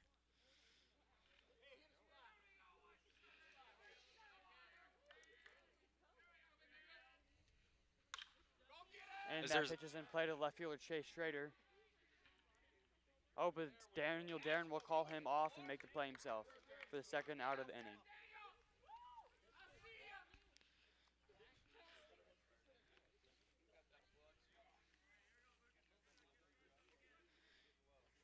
You know, Coach Bergegger loves to see his defense go after baseballs, and that is exactly what Daniel Darren did all game. He's been going after fly balls in the gaps. Coach Burkheger loves some good defense. Loves the defense. Big defense guy. Now up to bat for the Crusaders, not the Hawks, is Lucas Allred. And he drives the first pitch. PFP Nick Chambers, he bobbled the ball, but almost made a really cool play. That's a pretty tough play, AJ, but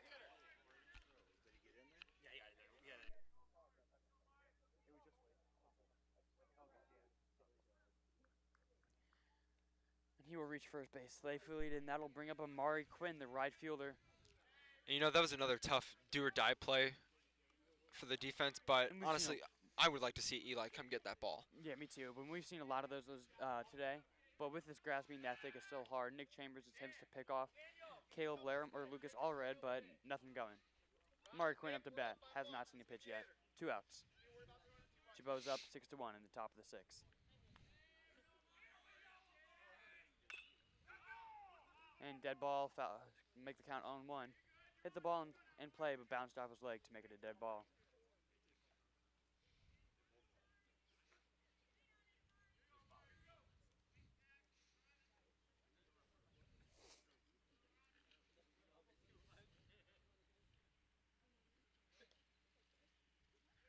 Freshman catcher Hudson Blank gets down and gives Nick Chambers the call for this pitch.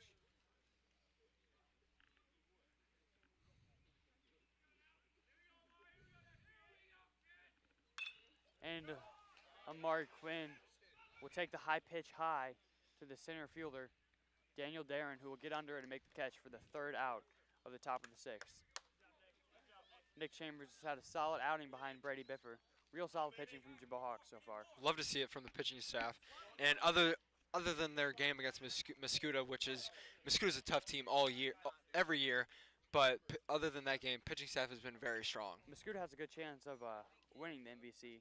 And the Mississippi Valley has them, Waterloo Triad, Jerseyville, Civic, and Highland, which is a pretty tough conference. It's always been a very tough conference.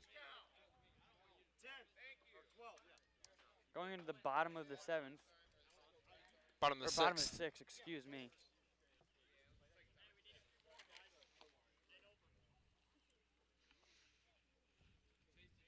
Daniel Darren will be leading off the inning for the Gibault Hawks, followed by Eli Garcia and Ryan Bollinger.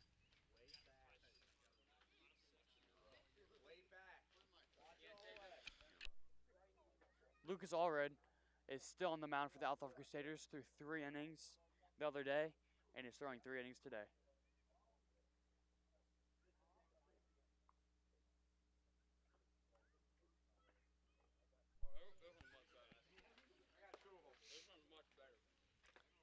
You know, when I think of Daniel, the way he's been so dynamic coming off his performance against Waterloo on the mound, and then in this game, he's been patrolling center field very well. Almost reminds me of Tim Reinholz from a couple years back. He was able to be a very, very solid starter for the Gibault Hawks, Even as a young kid. even as a young kid. He was on varsity as a freshman, him and Josh Pattenberg. Yep. Also, I know Josh Pappenberg's out there listening, and we promised him a shout out. Going back to Tim, whenever he wasn't pitching, he was patrolling center field for the Hawks, and now Tim is at Quincy University playing baseball.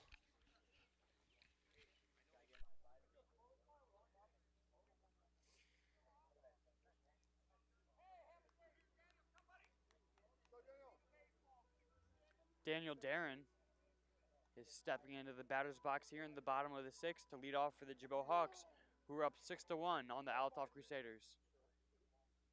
Now batting number 5, Daniel Darren.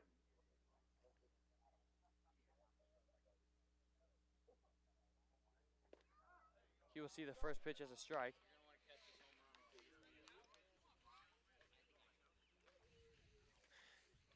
And Ian Bollinger just turned around and told us that we might want to watch for this at bat. Maybe a home run here. That's a bold take, but you never know. It is a bold take, but let's see if he can do it after seeing the ball there to make the count 1-1.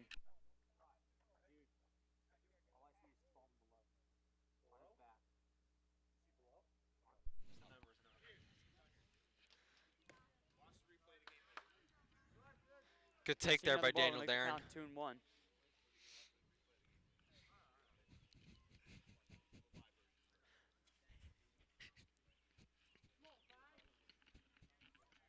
Daniel Darren getting cheered on from his teammates on the bench. We'll see another ball to make it 3-1. His count here, you got to see your pitch. Maybe 3-1. Look something to drive. 3-1. Stay aggressive. You're up. Got Oh. a big lead. If it was 3-0, maybe you pull a Tatis and hit a home run. Oh. Never mind, but he'll just walk and get a free base. I don't know if we will see that walk on ESPN or not. You never know. Eli has some good pop. Now Eli Garcia, number 7, is up to bat for the Gibault Hawks.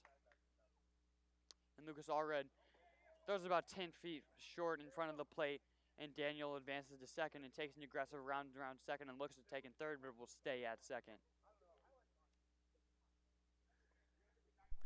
1-0 count, running on second base. 0 outs here for the Hawks in the bottom of the 6th, up 6-1.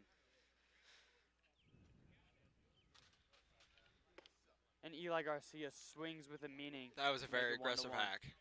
It was a very aggressive hack. Looking to do some damage there.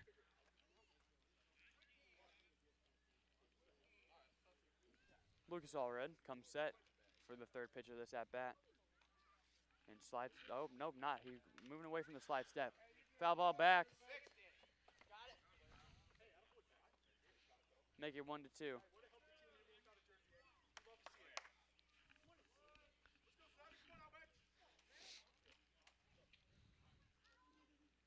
Eli Garcia, number 7, and a 1-2 count. And has to get out of the way on a ball almost at his head to make it a 2-2 count.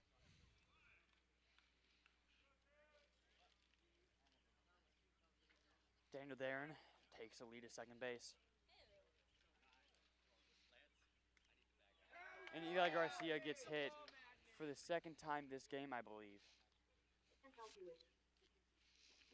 It's correct. Runners on first and second for the Gibault Hawks with 0 outs.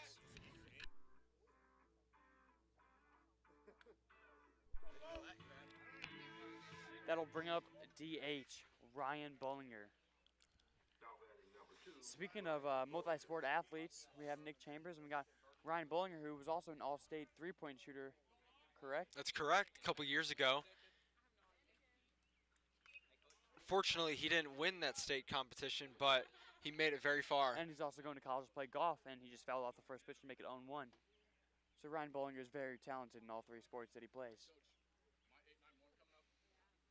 This past basketball season, he was the only senior. Daniel Darren goes, but the catcher gets a throw and beats him. Daniel Darren will be caught stealing for the first out of this inning. Eli Garcia will stay at first base. Not really sure what Daniel saw there, but Well, even though I mean, he you're up advanced, 6-1. he advances. But then, while he's advancing, I would love to see Eli take I would- that base. It's smart there because he's only going to throw at one at you. Right.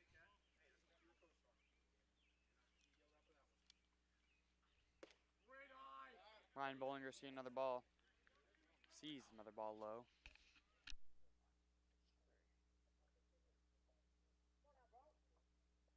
On deck, we got Hudson Blank. He's got the cross eye black pattern going today. And Eli Garcia attempted back pick, but he gets down and safe. It's another back pick. There's been a hefty amount of back picks today. Althoff enjoys the back picks.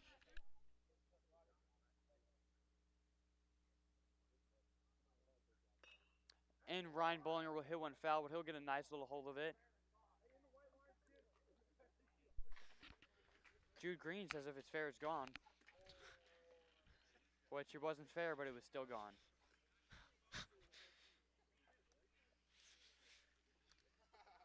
You know, from what we've seen and what we've heard, this team seems to have good camaraderie. They all like each other, all know each other very well. Like to have fun with each other. And Ryan Bollinger will get a hold of one, but right to the center fielder. Line out for the second out this inning. Eli Garcia will stay first base. Now up to bat is Hudson Blank, the catcher.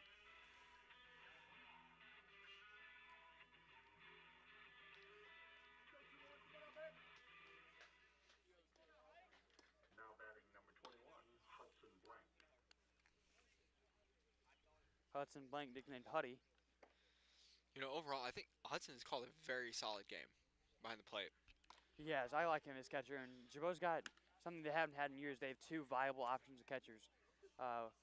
We had Austin Sweeney as our backup catcher, and he's not much of a catcher, but he did the job. Austin Sweeney's a utility player. He could play anywhere for us. Did the job when he needed to.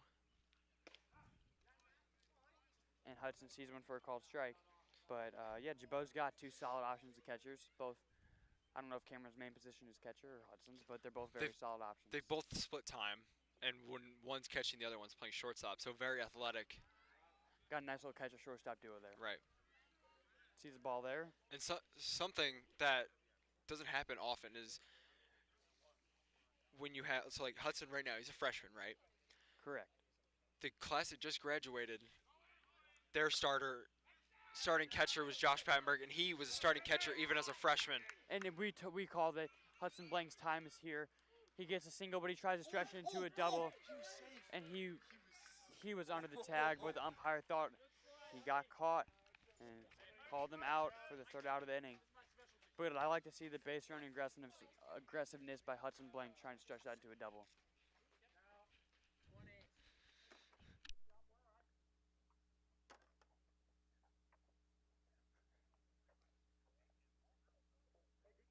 And this will take us to the top of the seventh.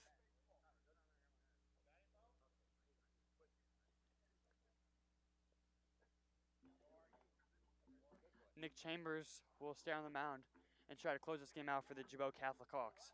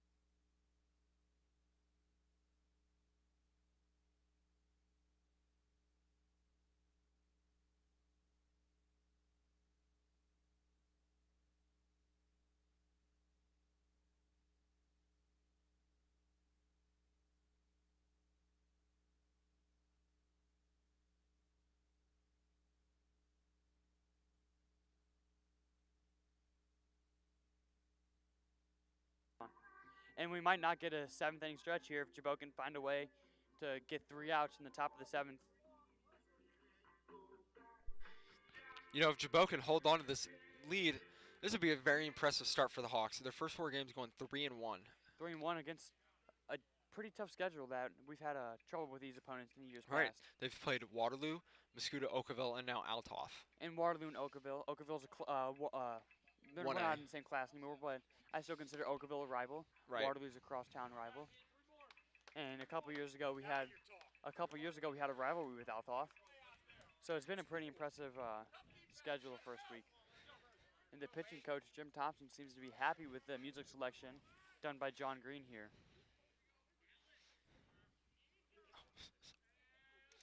And Alex Gomerick is up to bat for the Althoff Crusaders to start the 7th. Gomerick. It'll be a ball low by Nick Chambers.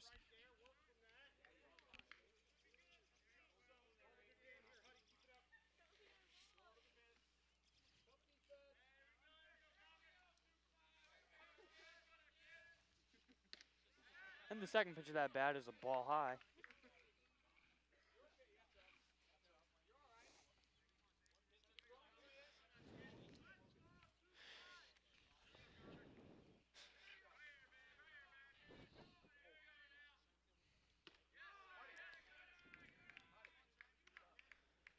You know, if the Hawks can get out of here with only using 2 of their pitchers, that'll set them up great for next week. They It have will, with another filled schedule, and they'll have Playing, everyone playing all 5 days everyone on next full week. rest. And the third pitch was a ball.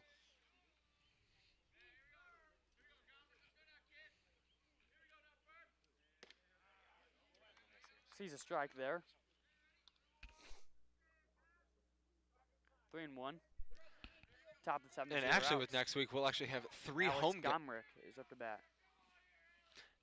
Like I was saying, next week we'll have 3 home games. So be on the lookout for our broadcast to listen in. Back-to-back days, Tuesday, Wednesday, and Thursday. Game time should be at 4:15 or 4:30. We will start the stream 15 to 30 minutes before.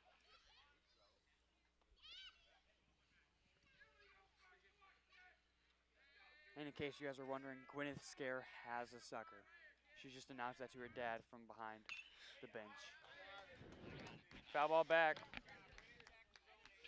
You know, this is a great job by Nick Chambers, falling behind early, but then coming right back at the hitter.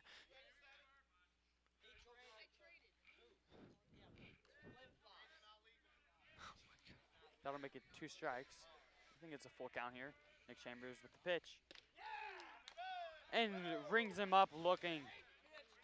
They will throw it around Eli Garcia to Ian Bollinger to Cameron to Eli. Back to Nick Chambers. Very clean. Very fast.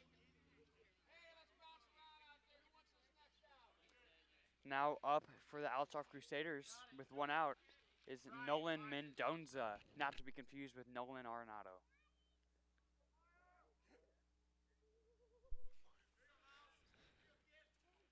First pitch is a ball low.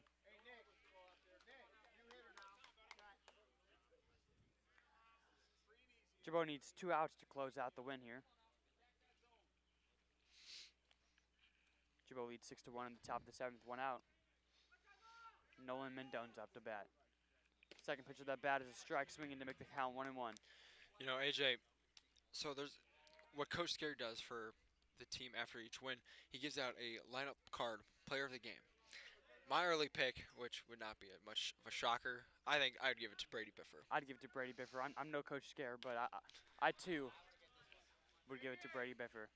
You can't ask more out of the freshman with a solid 4-inning performance, who is now going to chase foul balls. Yeah, and you know, Coach Scary doesn't care what you did early in the game. He'll still make it work. Yeah.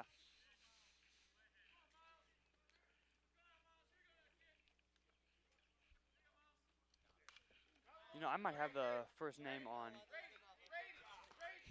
Oh, actually, Miles Wilhelm here was hitting. He entered for the DH, Nolan Mendoza. Don't know if that's new to this at-bat or if I missed that earlier. But Wilhelm is hitting now for himself.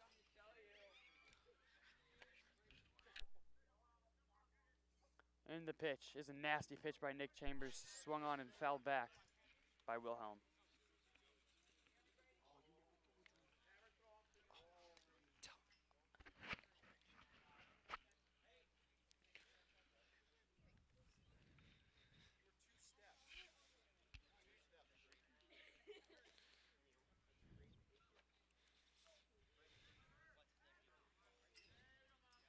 You know, AJ, something I've just noticed here is that Hudson Blank, he'll put Swing and a miss for the second out of the inning. It was a strikeout swinging. Nick Chambers struck out Wilhelm. Back to you, Eric. something that he's worked on over the winter is he'll start putting his throwing hand behind his back. That's huge for a catcher because if you take a foul ball off that hand, say it's in front of you, like just hanging there on your leg, Hasta la vista, baby. you're gone. Love to see that.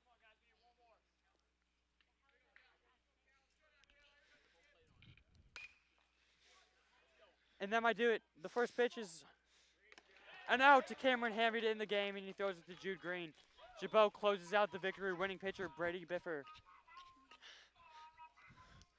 And good post-game music, but Gibault ends Althoff's undefeated streak this season to give him their first loss of the season. And that'll be all for the stream today. Look at our Twitter and our YouTube at GCHS Broadcast, or just search up YouTube Gibault Baseball Broadcasters. And we're going to be posting an interview with Andy Scare and Brady Biffer here in a couple hours. Thank you for joining us. I'm AJ Thompson. That's Eric Schrader, and